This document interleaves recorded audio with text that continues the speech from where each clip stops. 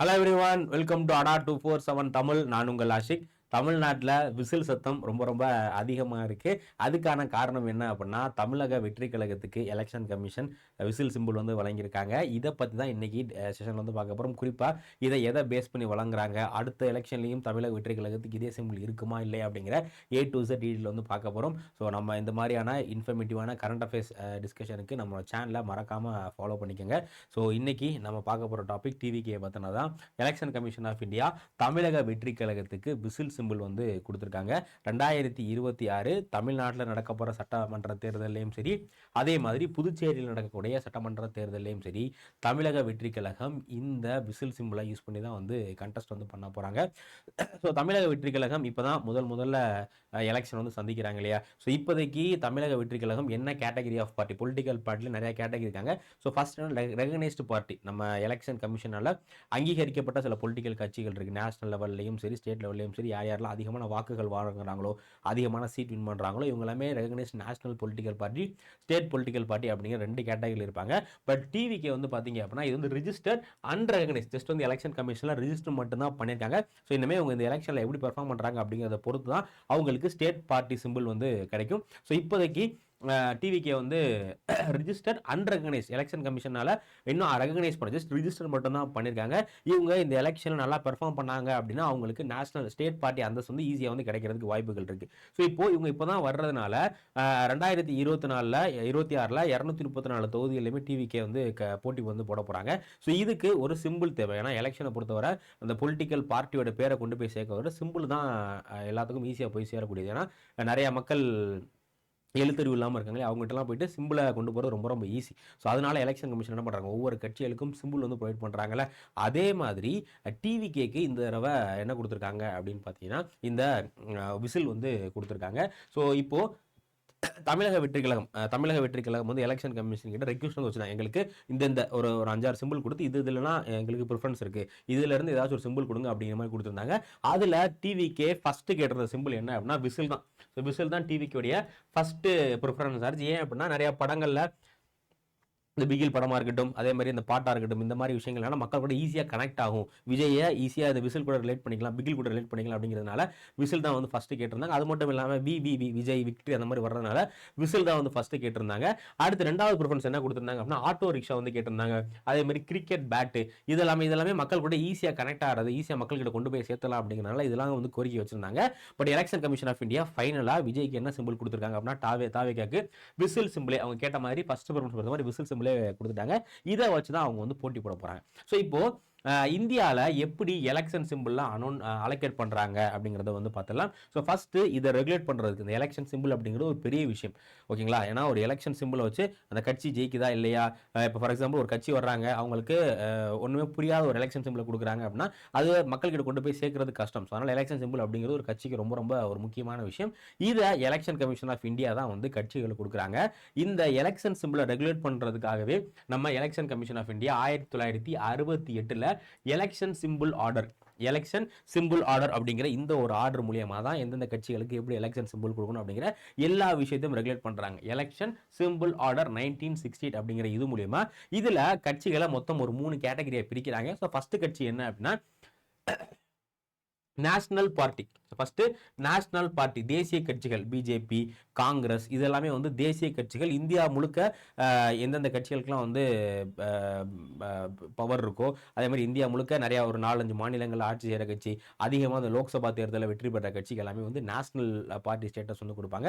So அந்த வகையில் Congress, BJP, Trinamool communist, இந்த மாதிரி கட்சிகள் எல்லாமே வந்து இந்தியாவில் நேஷனல் கட்சிகள். ஸோ இந்த நேஷனல் பார்ட்டி, எந்தெந்த பார்ட்டி எல்லாமே வந்து நேஷனல் ரெகனைஸ்டு பொலிட்டிக்கல் பார்ட்டி இருக்கோ அவங்களுக்கு எக்ஸ்க்ளூசிவ் சிம்பிள் வந்து கொடுத்துருவாங்க. அந்த சிம்பிளை வேற யாருமே பயன்படுத்தக்கூடாது. ஃபார் எக்ஸாம்பிள் இப்போ பிஜேபிக்கு தாமரை சின்னம் கொடுத்துட்டாங்க அப்படின்னா அந்த தாமரை சின்னத்தை வேற எந்த நேஷனல் பார்ட்டியோ இல்ல வேற எந்த ஸ்டேட் பார்ட்டியோ வந்து பயன்படுத்த முடியாது.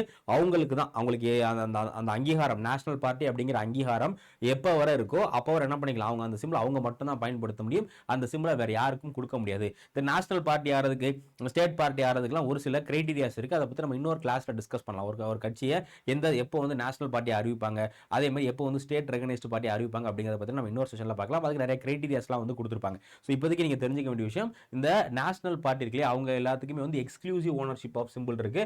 அந்த சிம்பிள் அவங்க மட்டும்தான் வந்து பயன்படுத்த முடியும், வேற யாரும் பயன்படுத்த முடியாது.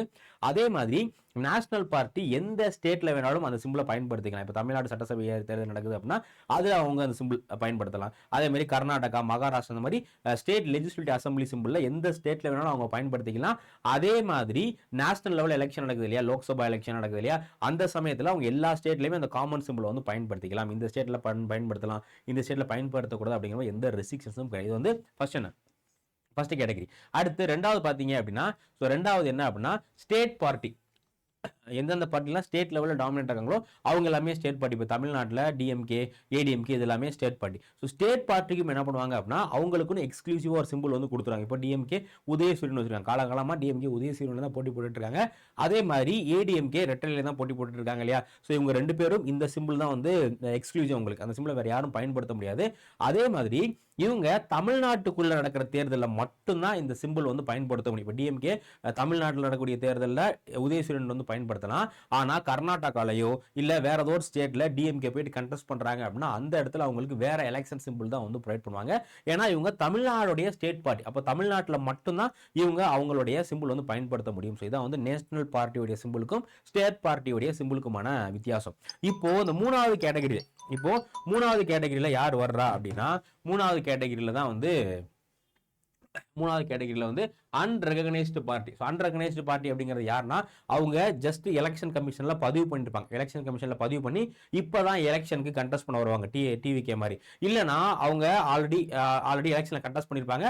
பட் ஆனா அவங்க வந்து அந்த அளவுக்கு பெரிய வாக்குகள் வந்து வெற்றி பெற்றிருக்க மாட்டாங்க. ஜஸ்ட் சும்மா ஒரு சின்ன நம்பர் ஆஃப் ஓட்ஸ் மட்டும் தான் வாங்கியிருப்பாங்க. ஓட்ஸ் ரொம்ப கம்மியா வாங்கியிருக்க கட்சிகள் வந்து அன்ரெகனைஸ்டு பார்ட்டி அப்படிங்கிற மாதிரி சொல்லுவாங்க.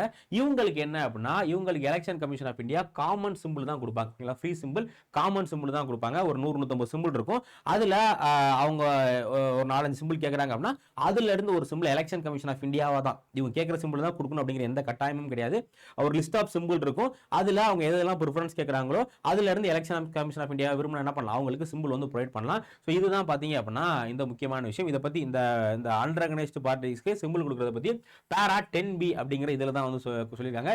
If party finds a minimum number of candidate, ஓகேங்களா, it can request one common symbol. ஓகேங்களா, இப்போ டிவிக்கு வந்து ஆல்மோஸ்ட் எல்லா தொகுதியிலுமே அவங்களுடைய வேட்பாளர் நிப்பாட்ட போறாங்கல்ல. ஸோ அதனால டிவிக்கு இப்போ விசில் சிம்பிள் கொடுத்துருக்காங்க. அது வந்து காமன். டிவிக்கு வந்து எங்கெங்கெல்லாம் வந்து அவங்களுடைய வேட்பாளர் நிற்கிறாங்களோ அங்கே எல்லாமே இந்த காமன் சிம்பிள் வந்து பயன்படுத்திக்கலாம். அடுத்து இண்டிபெண்டன்ட் கேண்டிடேட் வந்து இருப்பாங்க. இண்டிபெண்டன்ட் கேண்டிடேட் அப்படிங்கிறது யாருன்னா சுயேட்சையா வேட்பாளர் இருப்பாங்கல்ல. ஸோ அவங்களுக்கு எலெக்ஷன் கமிஷன் ஆஃப் இந்தியா பார்த்து ஏதாச்சும் ஒரு சிம்பிள் வந்து ப்ரொவைட் பண்ணுவாங்க.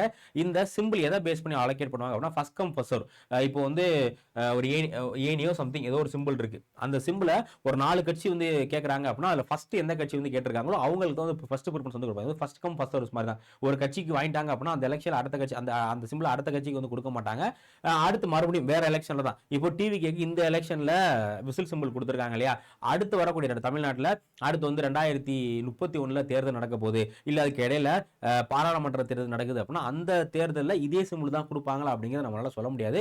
ஒருவேளை டிவிக்கே ரெகனைஸ்டு பார்ட்டியா மாறிட்டாங்க அதுக்குள்ள அப்படின்னா அவங்களுக்கு இந்த இதே சிம்பிள் வந்து காமன். இல்ல டிவிக்கே வந்து ரெகனைஸ்டு ஸ்டேட் பார்ட்டியா மாறல அப்படிங்கிற பட்சத்தில் அடுத்த எலெக்ஷன்ல டிவிக்கு புதுசா வேற சிம்பிள் வந்து கிடைக்கும். இதான் வந்து இதோடைய முக்கியமான விஷயம். இதை பேஸ் பண்ணி என்ன பண்றாங்க அப்படின்னா இது கொடுக்குறாங்க. அதே மாதிரி சிம்பிளை பொறுத்தவரை ஒரு சில விஷயங்களை நம்மளுடைய எலெக்ஷன் கமிஷன் ஆஃப் இந்தியா தடை பண்ணி வச்சிருக்கு. இதெல்லாம் வந்து எலெக்ஷன் சிம்பிளா பயன்படுத்தக்கூடாது அப்படிங்கிற மாதிரி. குறிப்பா மதம் சம்பந்தமான விஷயங்கள், இந்த ரிலிஜன் சம்பந்தமான விஷயங்கள் இருக்கு இல்லையா, அதை பேஸ் பண்ணி எலெக்ஷன் சிம்பிள் வந்து கொடுக்கக்கூடாது. அதே மாதிரி இந்த அனிமல்ஸ் விலங்குகளுடைய சிம்பிள் ஒரு காலத்தில் இந்தியாவில் விலங்குகளுடைய சிம்பிளா இருந்துச்சு. பட் இப்போ வந்து விலங்குகள், பறவைகள் இந்த மாதிரியான சிம்பிள்லாம் இருக்கக்கூடாது அப்படிங்கிறதா வந்து முக்கியமான விஷயமா இருக்கு. ஸோ இதை வந்து எலெக்ஷன் கமிஷன் இது பண்ண. அதே மாதிரி இப்போ இப்போ 2 கட்சி என்ன பண்ணாங்க, ஒரு கட்சி 2 பிரிவாங்க இல்லையா. அப்படி ஏடிஎம்கேல பிளவு ஏற்பட்டுச்சு. அதே மாதிரி மகாராஷ்டிராவில் வந்து பார்த்தீங்கன்னா சிவசேனால பிளவு ஏற்பட்டுச்சு. இந்த மாதிரி கட்சி 2 பிளவு ஏற்படும் போது எலெக்ஷன் கமிஷன் ஆஃப் இந்தியா உள்ள வந்து என்ன பண்ணுவாங்க அப்படின்னா அந்த கட்சியோடைய உறுப்பினர்கள் இருக்காங்க அவங்க கிட்ட எல்லாம் வந்து கருத்து கேட்பாங்க. அதுல இந்த 2 பார்ட்டி ஏ பார்ட்டி பி 2 பிரியுது இல்லையா, இதுல யாருக்கு வந்து மெஜாரிட்டி இருக்கோ, யாருக்கு வந்து மெஜாரிட்டி தொண்டருடைய சப்போர்ட் இருக்கோ அவங்களுக்கு அந்த சிம்பிள் வந்து ப்ரொவைட் பண்ணிடுவாங்க. ஓகேங்களா. So election commission of India தான் ஃபுல் அண்ட் ஃபுல் இந்த எலெக்ஷன் சிம்பிள் பத்தி எல்லா விஷயத்தையும் ரெகுலேட் பண்ணக்கூடிய முக்கியமான அமைப்பு. ஸோ இதான் வந்து இந்த விஷயம். ஸோ இது உங்களுக்கு தெரியாத உங்க ஃப்ரெண்ட்ஸ்க்கு வந்து ஷேர் பண்ணுங்க. இதே மாதிரி நிறைய கரண்ட் அஃபேர்ஸ் வீடியோக்கு நம்மளுடைய சேனலை வந்து ஃபாலோ பண்ணிக்கோங்க. டெய்லியும் நம்ம சேனலில் இந்த மாதிரி நிறைய கரண்ட் அஃபேர்ஸ் வீடியோ, பர்னிங் டாபிக்ஸ்லாம் வந்து போட்டுட்ருக்கோம். இதை பற்றி உங்களுடைய கருத்துக்கள் ஏதாச்சும் இருந்துச்சு அப்படின்னா மறக்காமல் கமெண்ட் செக்ஷனில் கமெண்ட் பண்ணுங்கள். நம்ம இன்னொரு வீடியோவில் சந்திக்கலாம். தேங்க்யூ.